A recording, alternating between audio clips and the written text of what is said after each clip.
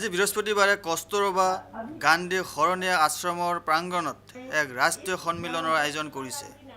নাৰীৰ ওপৰত নানান অত্যাচাৰকে ধৰি বহু ধৰণৰ অমানৱীয়তা কৰ্মই অসমকে ধৰি গোটেই দেশ নাৰীৰ ওপৰত কৰা বৰ্বৰতাক এক শান্তিমুখী কৰি তোলাৰ কাৰণে আজি গুৱাহাটী কস্তুৰবা গান্ধী আশ্ৰমত 6ৰ পৰা 8 মাৰ্চ 2014লৈ এই আলোচনী সভা আৰম্ভ হয়।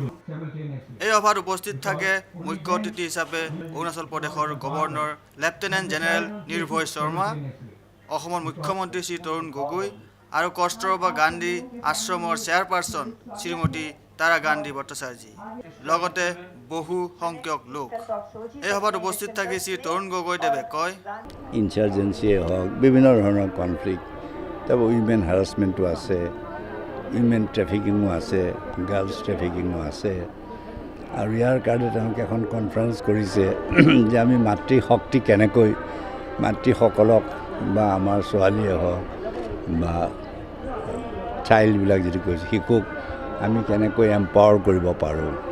কাৰণ এওঁলোকক যদি আমি এম্পাৱাৰ কৰিব নোৱাৰোঁ তেতিয়াহ'লে আমাৰ ছ'চাইটিখন কেতিয়াও ডাঙৰ হ'ব নোৱাৰে।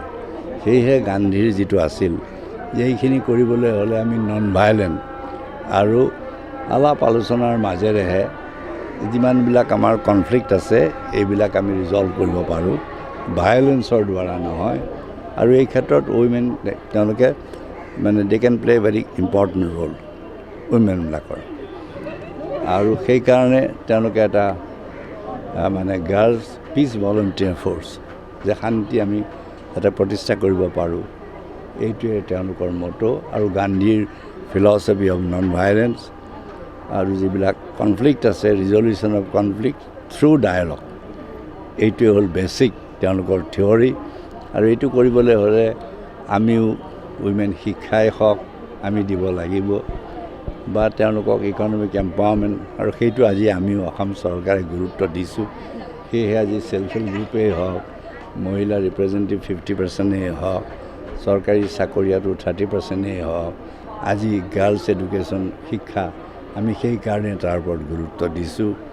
কাৰণ যদি আমি ছোৱালীবিলাকক যদি আমি শিক্ষা নিদিওঁ, তেওঁলোকক যদি আমি ইকনমিকেলি এম্পাৱাৰ নকৰোঁ, নিশ্চয় তেওঁলোকে সদায় ডিপেণ্ডেণ্ট হৈ থাকিব, তেতিয়া এক্সপ্লইটেশ্যনো চলি থাকিব। সেই এক্সপ্লইটেশ্যন দূৰ কৰিবৰ কাৰণে আমিও সেই আঁচনি আমি লৈছোঁ। ভিডিঅ' জাৰ্নেলিষ্ট সুশান্ত দাসৰ সৈতে অমৰদীপ গগৈ, চেণ্টিনেল নিউজ, গুৱাহাটী।